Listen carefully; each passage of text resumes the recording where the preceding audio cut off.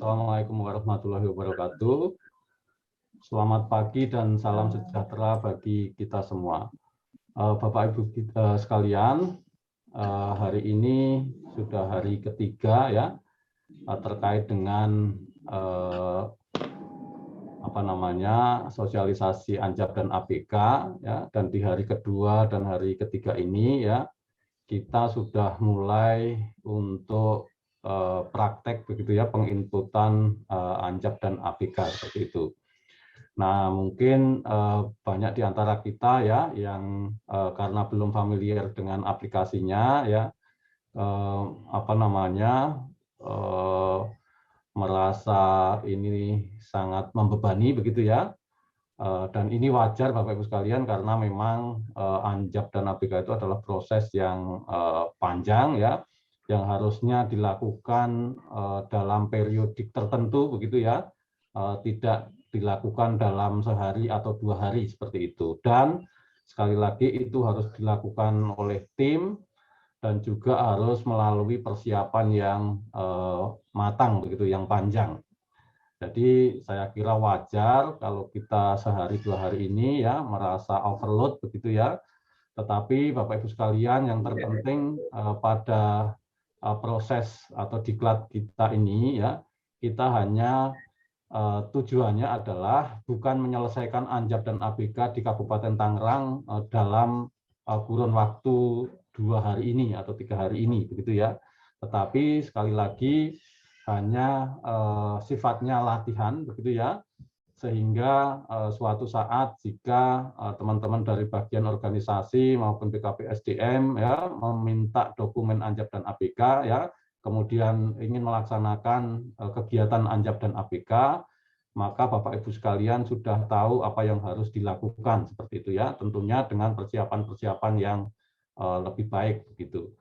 Nah, kemudian dengan adanya aplikasi ini ya mungkin repotnya itu adalah di tahun pertama dalam penggunaan aplikasi ini gitu ya, karena kita harus menginput tadi ya pejabatnya begitu ya, seluruh jabatannya begitu, kemudian beberapa informasi ya, butir-butir jabatan yang harus diinput begitu. Nah, namun demikian kegunaan dari aplikasi ini mungkin akan lebih terasa jika ya pada periode berikutnya di Kabupaten Tangerang melaksanakan lagi begitu ya proses atau kegiatan Anjap dan APK sehingga sudah memiliki database yang baik. Kemudian kalau ada perubahan minor maupun major itu bisa dilakukan editing begitu ya, editing tertentu ya. Sedangkan yang lainnya mungkin tidak perlu dilakukan perubahan, sehingga prosesnya akan lebih tidak memakan waktu ya daripada proses yang pertama kali penginputan seperti itu. Baik Bapak Ibu sekalian, mungkin ya untuk lebih familiarnya begitu ya, kita akan kembali masuk ke dalam aplikasi ya, sebelum nanti kita akan menuju ke terkait dengan bagaimana cara mencari nomenklatur jabatan pelaksana yang pas begitu ya, kemudian apa syarat jabatannya, kemudian uraian tugasnya seperti apa begitu ya. Nah, kita nanti akan merujuk ke beberapa peraturan yang sudah ada begitu ya, sehingga kita bisa copy paste dari sana seperti itu. Nah, baik Bapak Ibu sekalian, izin. Nah, tadi ada Pak Sugema kalau nggak salah ya, yang masih bingung mencari provinsi Banten begitu ya, di sebelah sini Pak. Ya. Sudah ketemu Pak, putih nggak kelihatan tadi Pak. Oh, iya, betul Pak. Ya, usia juga Pak. Nah. Betul, jadi di sebelah sini kemudian kita masuk ke Kabupaten Tangerang. Kemudian izin untuk teman-teman dinas kesehatan ya, kalau boleh kami meminjam akunnya begitu ya. Kemudian kita sign in begitu. Nah, kemudian mungkin dari Bapak Ibu sekalian kemarin juga ada masukan dari Pak Habibie dan juga Pak Amir begitu ya. Nah, nanti hasil akhirnya itu ada di menu laporan begitu ya. Ya. Jadi kalau kita klik di menu laporan, ya, maka ada beberapa laporan yang bisa kita dapatkan. Ya, yang pertama adalah analisis jabatan, begitu ya. Yang kedua adalah laporan terkait dengan analisis beban kerja, dan yang ketiga adalah terkait dengan peta jabatan. Gitu. Nah, kalau kita klik, ya, asumsinya adalah kita sudah menginput, ya, Anjap dan ABK-nya, begitu. Nanti kita kembali ke sana, ya, tetapi biar mendapat gambaran secara utuh sebenarnya nanti hasilnya seperti apa, begitu ya. Nah, kemudian misalkan di sini kita akan mencetak laporan Anjap terkait dengan jabatan tertinggi di sini, ya, yaitu Kepala Dinas Kesehatan, maka tinggal kita klik menu cetak di sini, begitu ya. Kemudian klik permenpannya, begitu ya. Nah, nanti akan muncul butir-butir informasi jabatan terkait dengan jabatan yang kita pilih tadi, begitu ya. Sebagai contoh di sini adalah Kepala Dinas Kesehatan, begitu ya. Kode jabatannya sudah di-generate secara otomatis. Kemudian unit kerjanya adalah karena dia JBT Pratama, begitu ya, eselon 2, maka dia unit kerjanya Dinas Kesehatan, ya. Kemudian ikhtisar jabatannya ini adalah sesuatu yang sudah kita input sebelumnya, ya, di bagian atau di kolom ikhtisar jabatan, ya. Kemudian kualifikasi pendidikan ini adalah bukan kualifikasi pendidikan si pemangku existing, begitu ya. Bukan kualifikasi pendidikan Pak Kepala Dinas Kesehatan yang sekarang, ya, tetapi kita mencoba menganalisis, begitu ya, idealnya, ya, untuk menduduki jabatan Kepala Dinas Kesehatan itu pendidikan formalnya seperti apa, ya, background pendidikannya seperti apa, kemudian pendidikan dan pelatihannya, begitu ya, kemudian pengalaman kerjanya. Nah, mungkin pengalaman kerja ini, ya, tidak boleh kita kita batasi, begitu ya, tetapi boleh kita berikan exit door, begitu ya, sehingga yang belum memiliki pengalaman kerja yang persis seperti ini bisa menduduki jabatan dimaksud, begitu. Nah, ini juga tidak semata-mata akan dijadikan pedoman yang saklek, tetapi akan dijadikan pertimbangan, begitu ya, jika nanti misalkan ada open bidding di Kabupaten Tangerang terkait dengan pengisian jabatan Kepala Dinas Kesehatan, seperti itu. Nah, kemudian tugas pokoknya, ya, kita sudah memasukkan uraian tugas, tetapi karena kemarin hanya dummy, begitu ya, kita kemarin menggunakan uraian tugas pengadministrasi umum untuk menerangkan ABK, maka yang muncul di sini adalah uraian tugas untuk pengadministrasi umum yang tentunya tidak sesuai dengan uraian tugas untuk Kepala Dinas Kesehatan. Nah, nanti bisa dilakukan editing di sana, ya. Intinya apa yang sudah kita input sewaktu-waktu dapat kita lakukan editing, gitu. Nah, kecuali kalau sudah dianggap pas, baru kita cetak laporannya, seperti itu. Nah, kemarin kita sudah bicara sekilas, begitu ya, terkait dengan ABK, ya.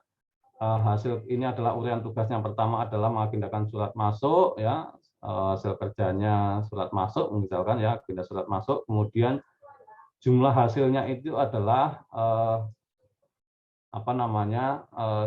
total dari apa yang sudah kita lakukan dalam 1 tahun, begitu ya. Dalam 1 tahun itu berapa, begitu. Nah, kemudian kalau di sini karena memang kita baru menginput sedikit uraian tugas, begitu ya, dan nggak pas, begitu. Nah, kemudian nanti kebutuhan pegawainya kita total dari kebutuhan pegawai per uraian tugas itu, ya. Kita merujuk ke Permenpan 1, begitu ya. Nah, di sini masih kebutuhan jabatannya atau kebutuhan pegawainya adalah 0, gitu. Nah, tentunya ini tidak kurang contoh yang kurang pas, begitu ya, karena memang kemarin kita menginput uraian tugas dan pengisian ABK-nya memang hanya dummy, begitu. Kemudian ini hasil kerjanya, ya, kemudian bahan kerjanya belum diinput, perangkap kerja juga belum diinput, dan lain sebagainya, begitu ya.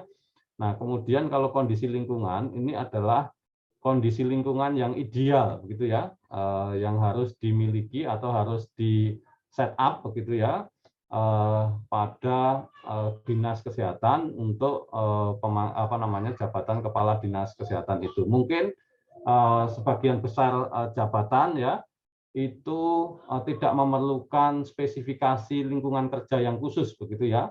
Tetapi ada sebagian jabatan ya, jabatan-jabatan tertentu yang memang memerlukan spesifikasi ruangan kerja atau lingkungan kerja yang khusus, sehingga jika kita mendapatkan atau menganalisis jabatan-jabatan yang khusus tadi begitu ya, yang memang memerlukan requirement khusus terkait dengan lingkungan kerja, maka bisa kita masukkan di sini begitu ya. Suhunya misalkan harus sekian derajat begitu ya, kemudian suaranya harus senyap dan sebagainya begitu ya, tidak ada getaran dan sebagainya ya. Kemudian resiko bahaya ini adalah resiko yang bisa ditimbulkan ya, karena pelaksanaan tugas-tugas yang sudah kita input di uraian tugas tadi gitu ya. Nah, misalkan juga ada misalkan berpotensi untuk berhadapan atau berurusan dengan APH begitu ya, aparat penegak hukum. Nah, yang begini-begini ini Bapak Ibu sekalian nanti ada manfaatnya begitu ya, ketika kita melakukan evaluasi jabatan begitu ya, dan juga dalam mengidentifikasi kira-kira jabatan kepala dinas kesehatan itu dalam menentukan besaran TPP-nya dia memenuhi kriteria apa saja begitu ya. Tadi kita sampaikan apakah memenuhi kriteria beban kerja, prestasi kerja, ya, tempat bertugas, kondisi kerja, ya, kondisi kerja itu terkait ini, begitu ya, salah satunya. Kemudian kelangkaan profesi dan pertimbangan objektif lainnya seperti itu. Nah, kemudian ini adalah hasil anjapnya, begitu ya, keterampilan kerja atau bakat kerja, temperamen dan sebagainya. Ini akan muncul di laporan anjap, begitu ya. Nah, kemudian laporan selanjutnya setelah kita melakukan printing untuk atau pencetakan untuk laporan anjapnya ya per jabatan begitu ya, per jabatan, atau kalau mau dicetak semua nanti ada menunya begitu ya. Nah, kemudian untuk laporan ABK ya, maka kita klik laporan, kita pilih analisis beban kerja begitu ya.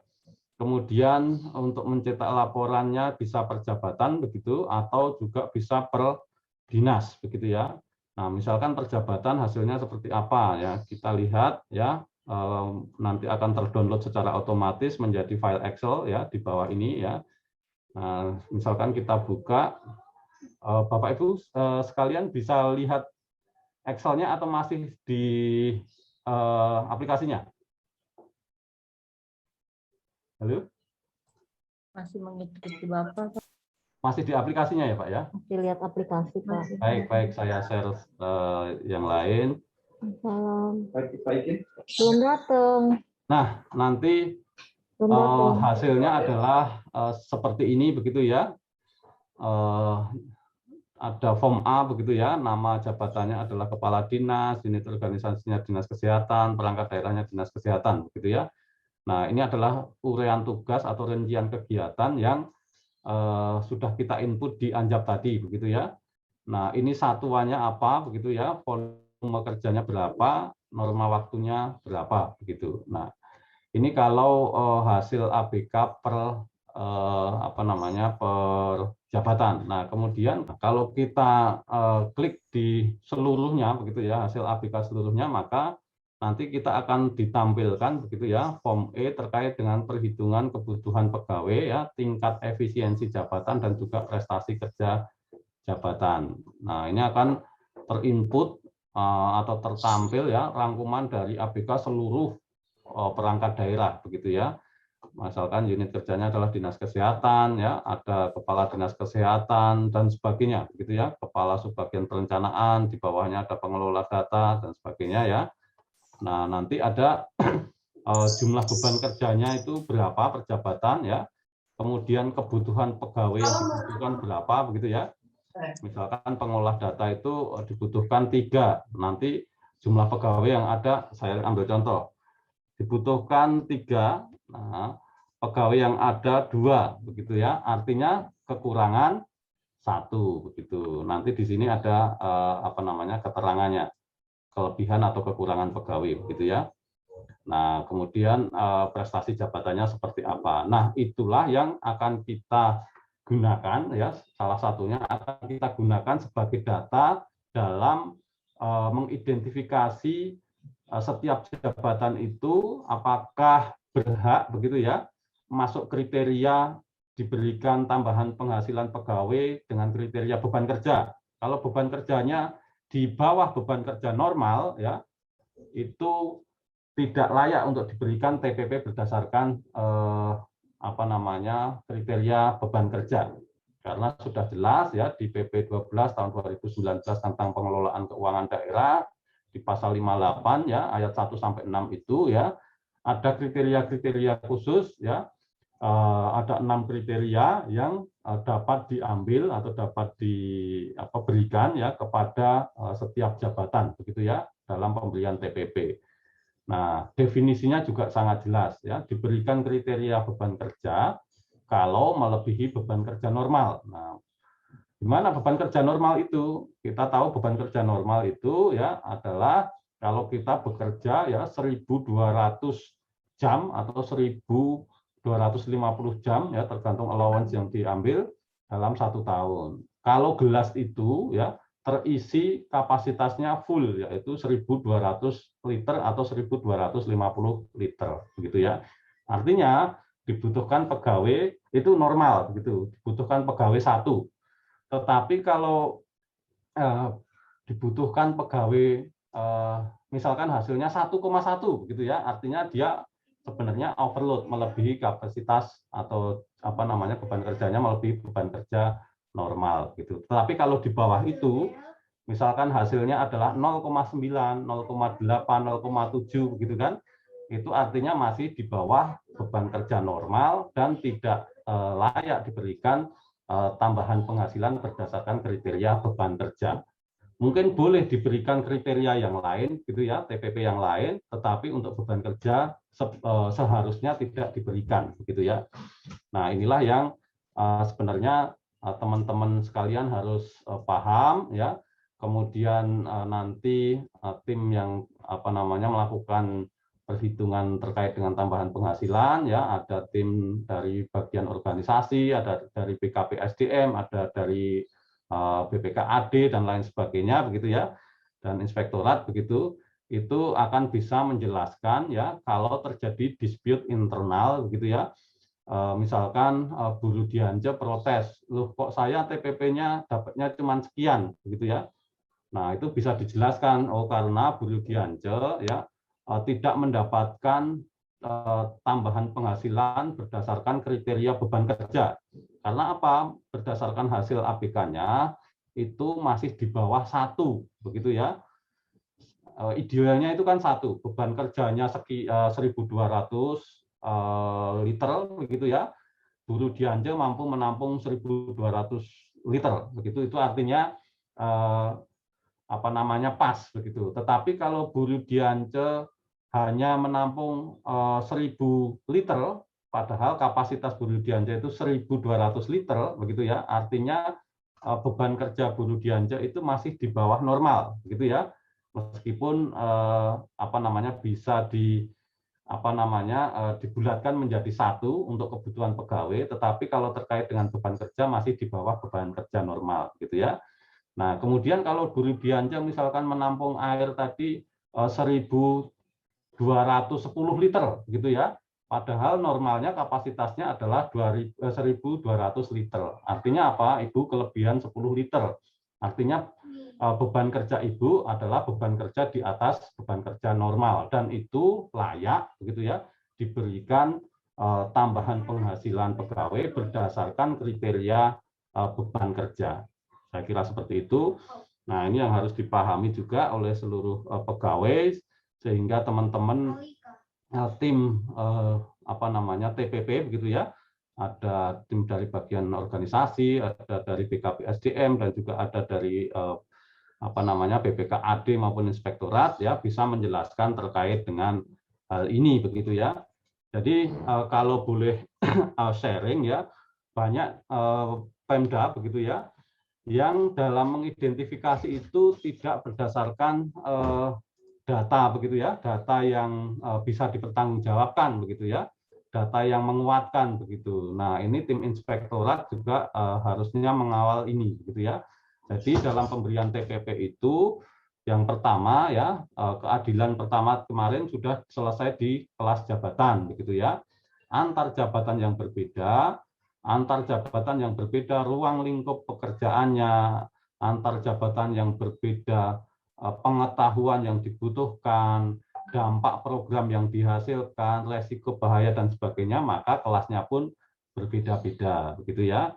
Nah, kemudian tugas yang kedua ya, itu nanti kelas jabatannya akan menemukan basicnya begitu ya. Basic TPP-nya itu berapa? Misalkan Guru Diance kelasnya 9, basicnya 20 juta. Nah, tetapi belum tentu Ibu dapat 20 juta kan begitu ya. Nanti akan kita identifikasi lagi, Guru Diance itu melebihi beban kerja normal enggak beban kerjanya ya, jabatan yang diemban Guru Diance itu. Kalau melebihi beban kerja normal, maka Guru Diance berhak ya atau dapat diberikan tambahan penghasilan pegawai berdasarkan kriteria beban kerja, karena beban kerja jabatan yang dipangku oleh Guru Diance melebihi beban kerja normal begitu. Nah, kemudian bagaimana dengan prestasi kerjanya? Nah, di sini juga ada apa namanya output namanya PJ. PJ itu prestasi jabatan begitu ya. Nah, bisa diambil dari situ begitu ya. Kemudian ada lagi kondisi kerja. Kondisi kerja bisa diambil dari Anjap begitu ya, dan sebagainya ya, termasuk dengan kelangkaan profesi dan sebagainya. Karena apa, kelangkaan profesi misalkan di Anjap itu untuk menduduki jabatan itu harus apa namanya memenuhi kualifikasi tertentu dan mendapat atau memiliki sertifikasi ABC dan sebagainya, yang itu sangat sulit dipenuhi oleh apa namanya sembarang orang begitu ya. Tetapi harus orang-orang tertentu yang harus melalui ujian tertentu untuk mendapatkan sertifikasi itu begitu ya. Nah, itulah yang bisa dikategorikan dengan kelangkaan profesi, sehingga pemangku jabatan yang bersangkutan dapat diberikan tambahan penghasilan pegawai dengan kriteria kelangkaan profesi seperti itu. Jadi intinya ya, ini ada kaitannya dengan evaluasi jabatan yang hasilnya adalah kelas jabatan begitu ya. Kemudian ada kaitannya dengan evidence ya, pemenuhan evidence dalam mengidentifikasi setiap jabatan itu mendapatkan TPP berdasarkan kriteria apa saja. Nah, kriteria apa saja ini juga nantinya akan menentukan jumlah besaran tambahan penghasilan yang akan didapatkan per jabatan itu. Tetapi sekali lagi, kalau saya boleh sharing, memang ada beberapa daerah yang dalam mendistribusikan TPP itu, misalkan seluruhnya diberikan kriteria beban kerja. Ya. Padahal kalau kita cek belum tentu ya seluruh jabatan itu beban kerjanya di atas beban kerja normal, begitu ya. Nah, inilah yang sebenarnya rawan di kemudian hari akan terjadi temuan begitu ya oleh pemeriksa, karena memang definisinya jelas, diberikan kriteria TPP berdasarkan apa namanya beban kerja kalau beban kerja jabatan itu melebihi beban kerja normal, seperti itu. Hasil yang ketiga tadi Anjap, laporan Anjap sudah, laporan ABK sudah, maka hasil yang ketiga adalah berupa peta jabatan begitu ya. Nah, kalau kita klik sudah terlihat Bapak Ibu sekalian? Peta Sudah, jabatan. Pak. Sudah, Pak. Nah, nanti ada peta jabatan seperti ini begitu ya. Untuk seluruh perangkat daerah yang bisa diatur di sini Bu nanti. Nah, dan bisa di-print dan sebagainya. Ya. Nah, nanti di sana ada kebutuhan ya,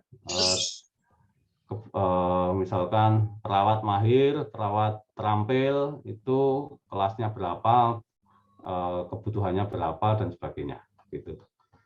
Jadi sebenarnya Bapak Ibu sekalian, fungsi dari peta jabatan itu ya, itu salah satunya adalah untuk melihat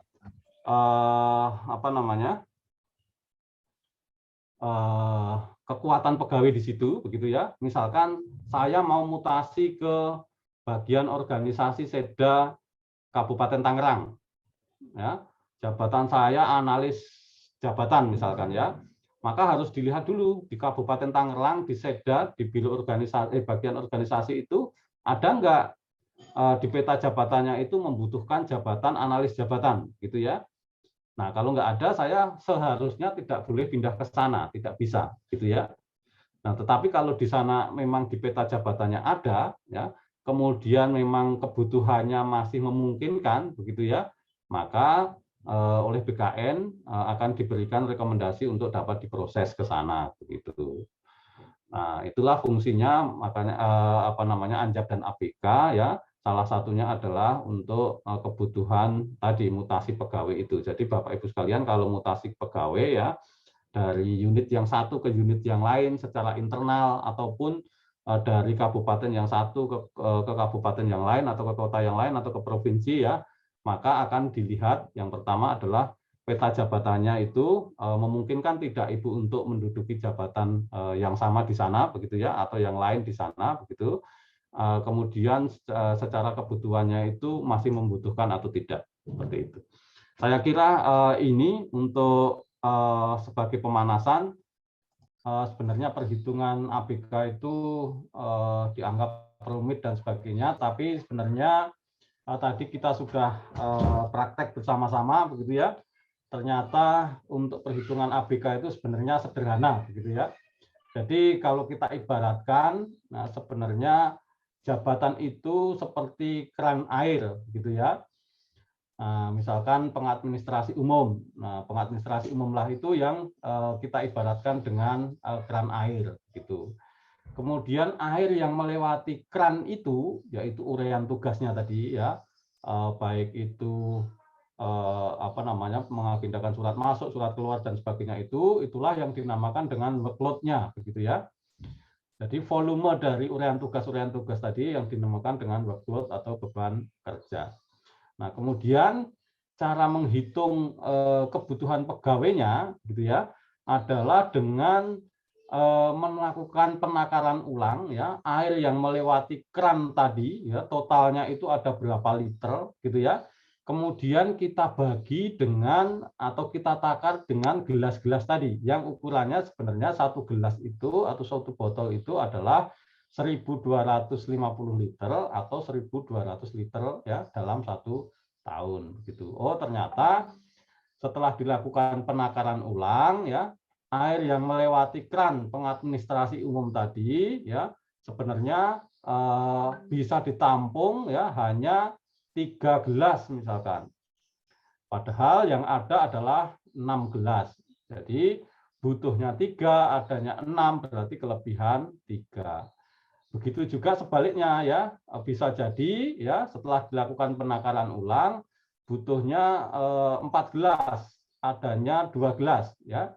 Jadi butuhnya 4, adanya 2, berarti kekurangan 2 pegawai. Nah, dan begitu seterusnya ya, nanti temuan-temuan tadi ya, kelebihan dan kekurangan tadi kita laporkan ke BKB-SDM ya agar dilakukan treatment kepegawaian. Salah satunya adalah melakukan redistribusi pegawai dari unit yang underload ya, loadnya kecil, pegawainya banyak, artinya ada sisa pegawai di sana, ke unit kerja yang overload, loadnya tinggi, pegawainya terbatas, artinya kekurangan pegawai, seperti itu. Baru ya setelah dilakukan redistribusi, kalau memang terjadi kekurangan pegawai, itulah yang kemudian akan muncul menjadi formasi pegawai, begitu ya, yang tadi disampaikan Pak Habibie. Untuk mengisi formasi pegawai itu bisa diisi oleh bisa diisi oleh CPNS, begitu ya, bisa diisi juga oleh CP3K, begitu ya, pegawai dengan perjanjian kerja, seperti itu. Nah, saya kira perhitungannya sangat sederhana ya. Tadi kita menghitung volume kerja dari masing-masing uraian tugas, begitu ya. Nah, dalam 1 tahun itu kita diminta untuk men-forecast gitu ya, memprediksi berdasarkan dengan apa yang sudah kita sudah kita jalankan setahun lalu begitu atau beberapa periode yang lalu begitu ya. Nah, kita diminta untuk memprediksi volume kerja dalam 1 tahun. Kalau itu pendekatannya adalah tugas per tugas seperti itu. Misalkan tadi dalam mengagendakan surat masuk ya dalam 1 tahun itu kira-kira 2000 surat masuk begitu ya. Nah, sekali mengagendakan surat masuk butuh waktunya hanya 5 menit begitu ya dan sebagainya, sehingga beban kerja untuk urian tugas mengagendakan surat masuk itu adalah hasil perkalian antara norma waktu yang dibutuhkan untuk menyelesaikan satu pekerjaan dikali volume kerja dalam 1 tahun. Nah, kemudian penjumlahan dari beban kerja per tugas tadi itu akan menjadi beban kerja jabatan seperti itu. Nah, mungkin kesulitannya yang kemarin sudah disampaikan beberapa teman-teman adalah bagaimana cara memforecast atau memprediksi volume kerja dalam 1 tahun, begitu ya. Nah, oleh karena itu di aplikasi kita gunakan pendekatan-pendekatan ya terkait apakah pekerjaan itu bisa dilakukan harian atau volume kerjanya ada tiap hari begitu ya. Kemudian apakah mingguan, apakah bulanan, apakah semesteran, apakah itu tahunan begitu. Itu sebenarnya hanya jembatan untuk pengali begitu ya. Sehingga kita bisa mendapatkan volume kerja dalam 1 tahun itu tidak terlalu mendekati kebenaran seperti itu. Tadi kita sudah belajar ya, sudah sama-sama mengerti bagaimana beban kerja jabatan itu didapatkan begitu ya. Perhitungannya sangat sederhana, kemudian bagaimana cara menghitung kebutuhan pegawainya seperti itu. Nah, Bapak Ibu sekalian, pada sesi kita kali ini ya, kita akan fokus ke cara mengidentifikasi kebutuhan jabatan pelaksana begitu ya.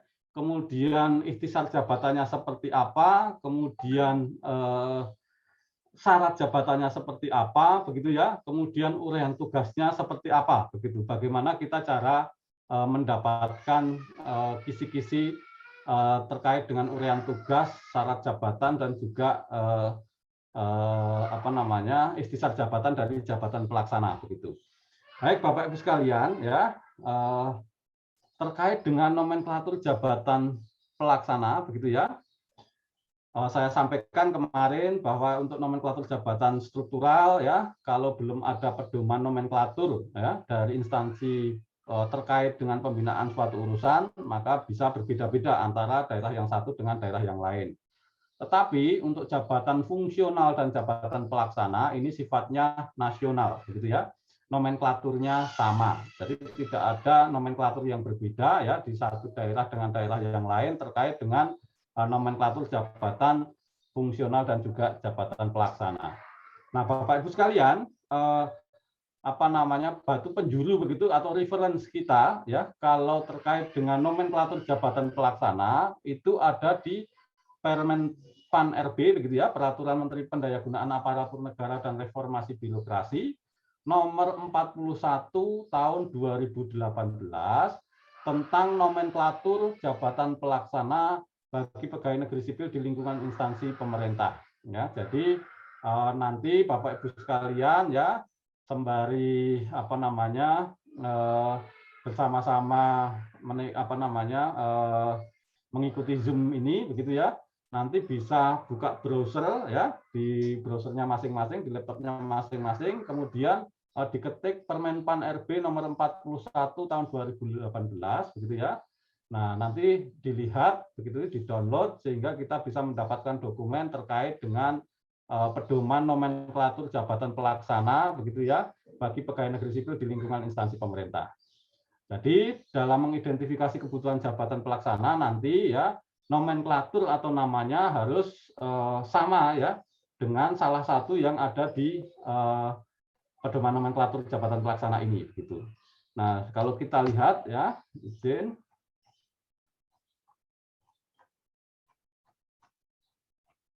Nah, ya di lampirannya begitu ya, kira-kira di halaman 11 kalau file kita sama begitu ya. Nah, di sana nomenklatur jabatan pelaksana itu sudah dibagi terkait dengan urusan pemerintahannya begitu ya. Nah, mungkin nanti ada urusan kesehatan, itu kira-kira jabatan pelaksana yang memungkinkan apa begitu ya. Kemudian terkait dengan pendidikan, urusan pendidikan, nanti nomenklatur jabatan pelaksana yang kira-kira memungkinkan untuk dapat kita gunakan di Dinas Pendidikan itu apa begitu. Kemudian untuk kesekretariatan begitu ya. Karena kesekretariatan biasanya membidangi umum ya, membidangi perencanaan, membidangi keuangan ya, membidangi kepegawaian dan sebagainya begitu ya. Nanti kira-kira apa begitu ya. Jadi kesekretariatan contohnya ini ya, itu dibagi terkait perencanaan begitu ya. Kemudian ada lagi terkait dengan, jadi kalau perencanaan banyak sekali begitu ya, terkait dengan sistem informasi dan dokumentasi begitu ya. Kalau memang ada fungsi-fungsi di sekretariat di sana, maka bisa menggunakan salah satu atau beberapa ya dari nomenklatur jabatan pelaksana di urusan itu begitu ya, di area itu begitu. Nah, kemudian terkait dengan humas begitu ya, ada analis humas, analis protokol, analis pelayanan, analis publikasi dan sebagainya ya. Nah, kemudian terkait dengan hukum ya, ada analis advokasi hukum, analis dokumen perizinan dan sebagainya ya. Ya, kemudian terkait dengan pendidikan misalkan kita contoh. Nah, terkait dengan kehutanan mungkin ya. Sebentar, kita yang cari yang umum-umum saja.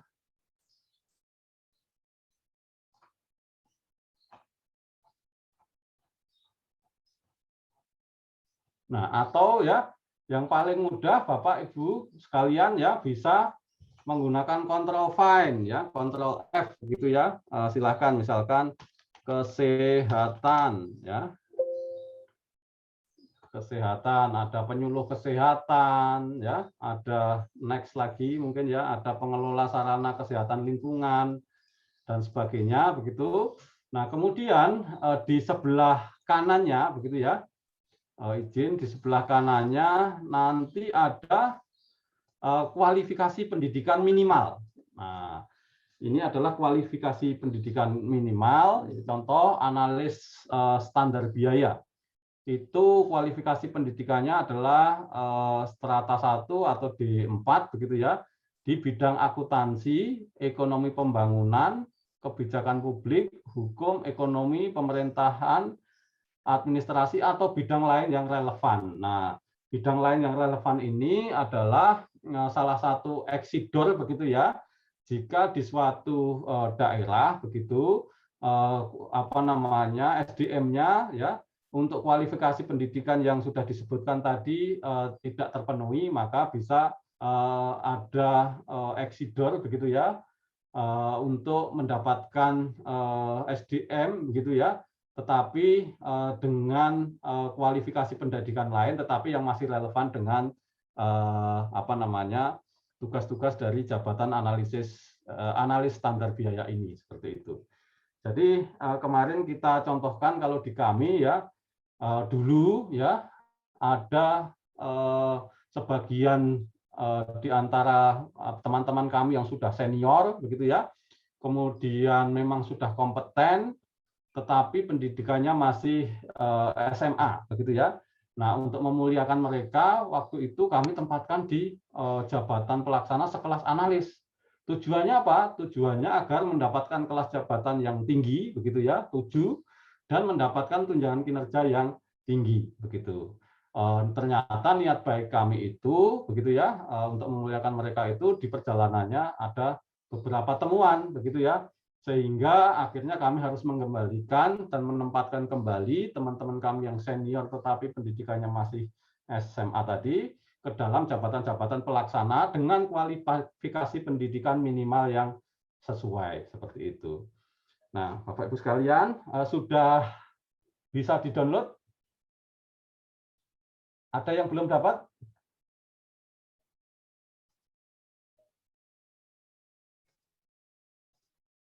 Sudah semua, Pak Taufik sudah dapat, sudah bisa download, Bu Linda, Pak Samsul. Sudah, Pak. Saya belum dapat, Pak. Baru masuk, maaf, Pak. Sudah, Pak.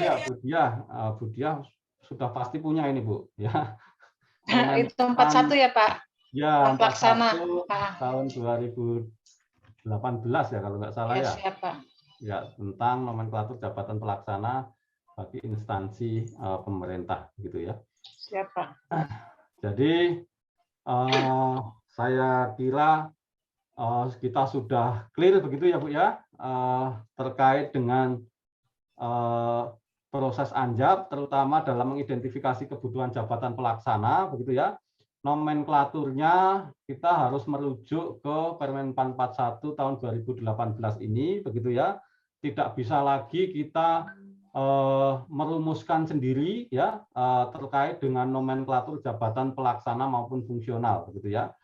Nah, tadi saya sampaikan kalau untuk struktural mungkin sifatnya masih lokal ya, karena ada perhimpunan dan lain sebagainya maka bisa dinamakan tersendiri. Tetapi kalau untuk jabatan pelaksana dan fungsional ini harus sifatnya nasional, nomenklaturnya harus sama seluruh Indonesia begitu ya.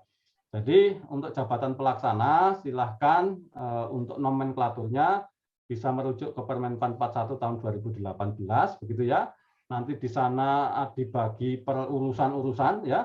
Apakah itu urusan kesehatan, pendidikan ya, urusan statistik begitu dan lain sebagainya begitu ya. Nah, kemudian untuk kesekretariatan juga sudah ada, mungkin kesekretariatan nanti akan dibagi lagi subkategori begitu ya. Ada terkait perencanaan, ada terkait keuangan, terkait kepegawaian begitu dan seterusnya ya. Kemudian nanti akan kita lihat di kolom sebelahnya adalah kualifikasi pendidikan minimal begitu ya. Nah, ini bisa kita gunakan begitu sebagai syarat jabatan dalam pengisian Anjab itu ya. Nomenklaturnya yang ada di sini begitu ya, diambil salah satu yang sesuai, kemudian ikhtisar jabatannya bisa mengambil juga dari tugas jabatan ini begitu ya. Jadi ikhtisar jabatan itu satu kalimat yang bisa mencerminkan ya, satu kalimat padat begitu ya, yang bisa mencerminkan keseluruhan dari uraian tugas dari jabatan tersebut begitu. Jadi dengan satu kalimat itu bisa menggambarkan keseluruhan dari uraian-uraian tugas jabatan itu. Nah, kemudian setelah kita mengambil ini begitu ya, nah mungkin tugas kita adalah membreakdown ya dari rincian kegiatannya begitu ya. Dari uraian tugas ini atau ikhtisar jabatan ini kemudian kita breakdown lagi, kita rinci lagi menjadi uraian kegiatan begitu ya, atau rincian tugas begitu. Nah, sampai di sini Bapak Ibu sekalian ada pertanyaan? Nah, mungkin sebelum pertanyaan, kemungkinan begitu ya, kemungkinan misalkan di urusan kepegawaian, di sana akan ada banyak sekali jabatan pelaksana ya, yang detail-detail begitu ya, yang sangat spesifik begitu. Tetapi sekali lagi kemarin sudah kita sampaikan ya, contoh di Dinas Kesehatan kalau tidak salah, Dinas Pendidikan ya kalau tidak salah Pak siapa kemarin. Nah, itu tidak harus kita menggunakan seluruh jabatan pelaksana yang memungkinkan diambil di urusan itu begitu ya. Tetapi kita bisa menggunakan beberapa saja ya yang kira-kira disesuaikan dengan beban kerja di unit itu begitu ya, sehingga pemangku jabatannya itu beban kerjanya bisa terpenuhi begitu, artinya tidak beban kerjanya tidak kurang begitu, sehingga silahkan diambil ya jabatan pelaksana dengan nomenklatur dan uraian tugas begitu ya, yang kira-kira lebih makro begitu ya, tidak terlalu spesifik sehingga bisa melaksanakan atau mengampu atau mengcover ya tugas-tugas yang ada di unit tersebut begitu. Nah, Bapak Ibu sekalian, sebelum kita lanjutkan ya, mungkin ada pertanyaan sampai di sini.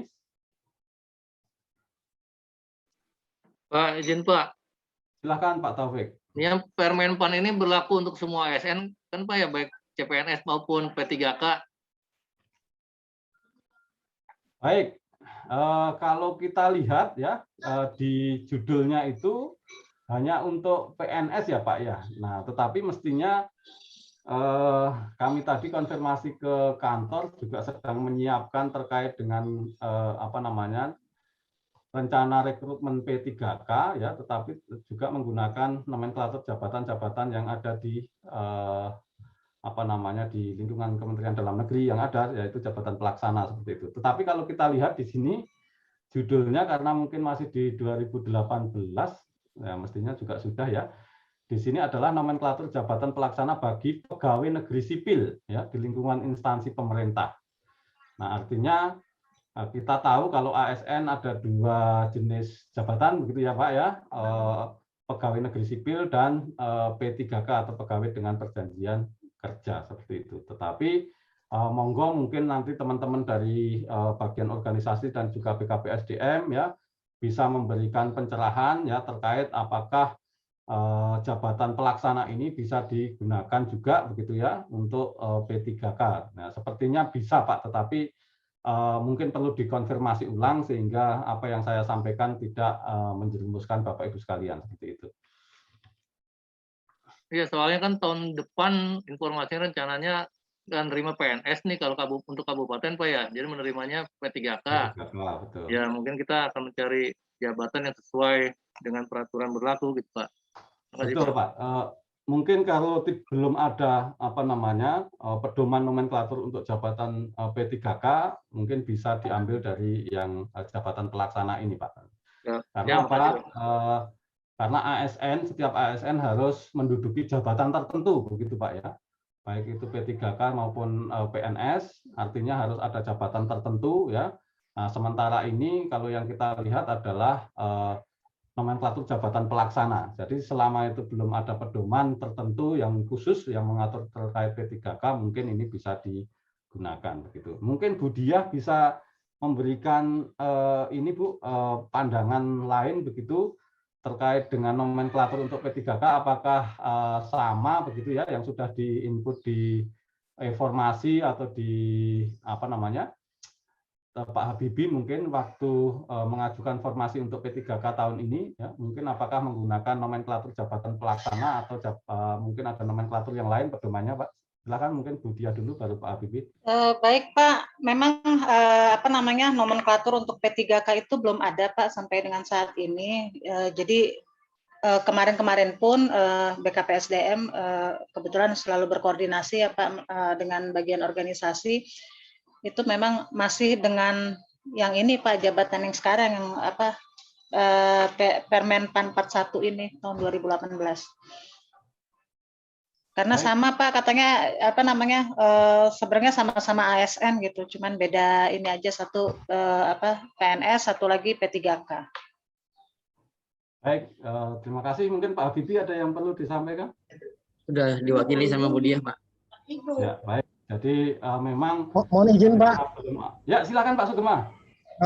Berdasarkan informasi kemarin dari BKPSDM Pak, untuk pengangkatan P3K itu untuk saat ini itu jabatan fungsional tertentu aja dulu Pak yang diprioritaskan, kata seperti itu. Ya, terima kasih Pak. Ya, baik. Memang kalau dari segi logika gitu ya Pak ya, ini terlepas dari apa namanya benar atau salah, mungkin bisa dikonfirmasi lagi nanti.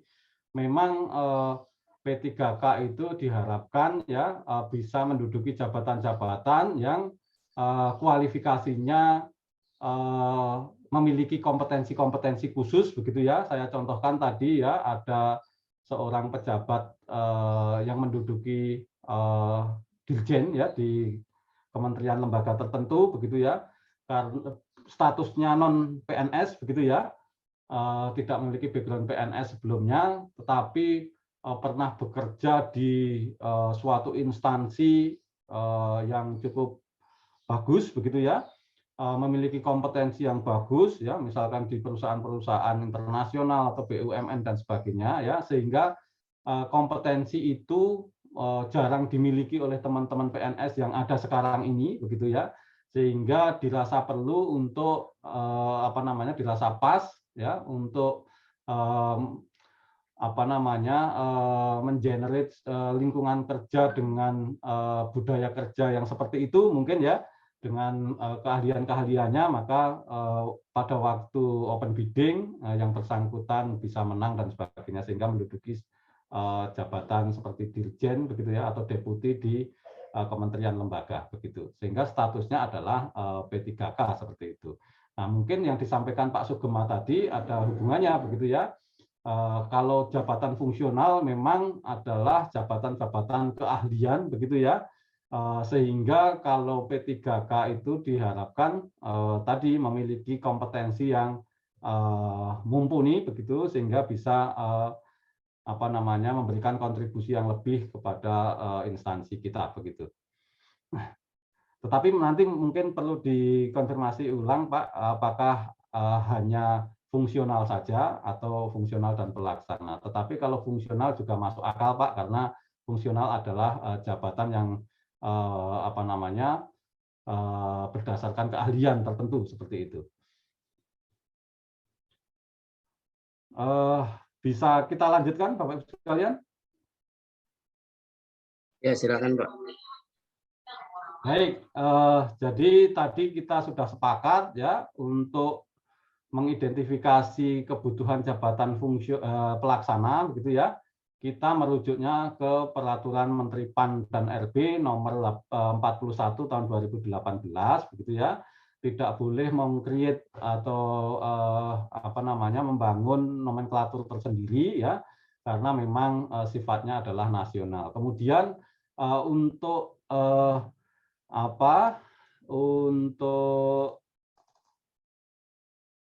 terkait dengan kualifikasi pendidikan minimal ya, kita bisa mengambil juga dari Permen PAN 41 itu ya.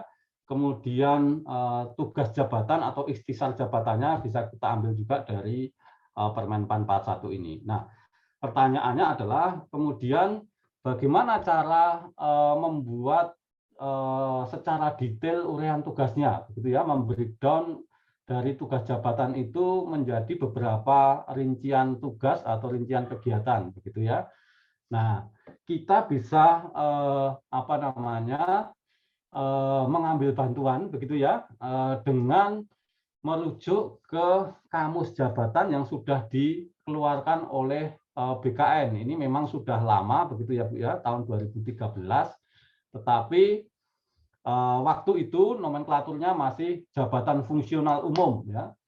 Jadi kalau dulu ada jabatan struktural, jabatan fungsional umum, dan jabatan fungsional tertentu begitu ya. Jadi fungsional itu ada fungsional umum atau disingkat JFU begitu ya, jabatan fungsional umum. Kemudian ada jabatan fungsional tertentu atau JFT gitu. Nah, sekarang sudah dirubah begitu ya, menjadi jabatan fungsional saja begitu ya. Artinya fungsional itu pasti merujuk ke fungsional tertentu begitu ya, yang ada angka kreditnya. Kemudian untuk jabatan fungsional umum itu ya diganti menjadi jabatan pelaksana begitu. Nah, tetapi tidak apa-apa, Perka BKN nomor 3 tahun 2013 tentang kamus jabatan fungsional umum itu bisa kita gunakan sebagai bantuan ya bagi kita untuk membuat breakdown begitu ya, untuk merinci uraian tugas jabatannya seperti itu. Nah, contoh misalkan ya, di sini sudah ada rumpun-rumpun jabatannya ya. Misalkan pengadministrasi begitu ya. Pengadministrasi ini ada banyak sekali Bapak Ibu sekalian ya, ada pengadministrasi perizinan, pengadministrasi lain sebagainya begitu ya. Tetapi kalau ini detailnya pas ada silahkan dipakai begitu ya. Di sini sudah ada ikhtisar jabatannya ya. Kemudian ada uraian tugas atau rincian kegiatannya seperti itu ya. Kemudian kalau itu tidak ada begitu ya, kita bisa mengambil rumpunnya saja ya. Rumpun pengadministrasi itu uraian tugasnya kira-kira hampir sama begitu ya, karena sequence-nya begitu ya, itu sama. Cuman objeknya saja yang berbeda. Yang namanya pengadministrasi ya mungkin tugas-tugasnya adalah seperti itu begitu ya. Cuman objek yang diadministrasikan itu adalah bisa berbeda-beda antara pengadministrasi X dan pengadministrasi Y begitu ya. Nah, mungkin kita bisa lihat di Perka BKN ini begitu. Nah, contohnya pengadministrasi ya. Pengadministrasi itu ada banyak sekali ya, ada pengadministrasi alat bahan laboratorium, contohnya ya, pengadministrasi anggaran rutin, arsip daerah, itu ada sekitar rumpun pengadministrasi itu ya, kalau kita lihat di sini 188 begitu ya. Tetapi kita bisa mengambil ya untuk uraian tugasnya atau ikhtisar jabatannya juga bisa mengambil dari sini begitu ya. Dari rumpun pengadministrasi ini begitu ya, karena memang uraian tugasnya itu areanya ya sekitar menerima, mencatat, menyortir dan sebagainya ya, mendokumentasikan ya, melaporkan pelaksanaan tugas dan sebagainya. Ada pertanyaan sampai sini? Mungkin untuk analis ya, nanti rumpun analis juga bisa dilihat dari sini begitu ya, juga rumpun-rumpun yang lain gitu. Nah, saya kira silahkan Bapak Ibu sekalian membuka browsernya masing-masing, begitu ya. Kemudian silahkan di-download ya terkait dengan Perka BKN ya atau Peraturan Kepala Badan Kepegawaian Negara nomor 3 tahun 2013 tentang Kamus Jabatan Fungsional Umum Pegawai Negeri Sipil. Ya. Tetapi sekali lagi ya nomenklatur ini mungkin belum distandarkan, begitu ya. Karena waktu itu di 2013 kita untuk nomenklatur jabatan pelaksananya harus tetap merujuk ke Permenpan 41 tahun 2018 ini gitu ya, merujuk ke sini, kualifikasi pendidikan kita ngambil di sini begitu ya, kemudian ikhtisar jabatannya silahkan ambil di sini, tetapi nanti rincian kegiatannya atau rincian tugasnya begitu itu bisa merujuk ke Perka BKN nomor 3 tahun 2013 ini ya. Jadi nanti dilihat rumpunnya apa, rumpun analis kah, rumpun pengadministrasi kah, rumpun dan lain sebagainya, begitu ya. Nah, silakan Bapak Ibu sekalian mendownload itu, begitu. Nah, kemudian kita nanti akan kembali ke aplikasi kita, ya Anjap aplikasi Mona itu, kemudian mulai ya menginput ya beberapa, begitu ya, terkait dengan inputting Anjap untuk jabatan pelaksana seperti itu. Saya kira saya berikan waktu ya untuk melakukan download begitu ya. Kemudian silahkan Bapak Ibu sekalian masuk ke aplikasi masing-masing ya dengan password dan username masing-masing. Kemudian ambil beberapa contoh saja ya, tidak harus semua Bapak Ibu sekalian karena ini memang waktunya terbatas. Dan kita hanya membiasakan begitu ya proses kerjanya kira-kira seperti itu karena memang nanti kalau benar-benar dilakukan Anjap dan ABK yang benar itu harus menunggu perintahnya Budiah begitu ya dari teman-teman dari bagian organisasi, pasti akan diberitahukan dengan surat Pak Sekda begitu kapan akan dilakukan Anjap, kemudian harus dilakukan pembentukan tim juga akan diberikan kesempatan untuk melakukan persiapan dan lain sebagainya. Jadi wajar kalau kita hasil kerja kita hari ini ya itu pasti tidak sempurna begitu ya Pak ya, karena memang pertama persiapan kita belum matang begitu ya Pak ya, dokumen-dokumen yang kita siapkan belum sepenuhnya siap, kemudian juga waktunya terbatas dan kita baru saja belajar terkait dengan Anjap dan ABK begitu. Silahkan mungkin sambil login ke perangkat daerahnya masing-masing ya. Kemudian dicoba 1 atau 2 inputting untuk jabatan pelaksana ya. Tentunya di bawah eselon 4 ya, baik itu di sekretariat maupun di seksi-seksi gitu ya.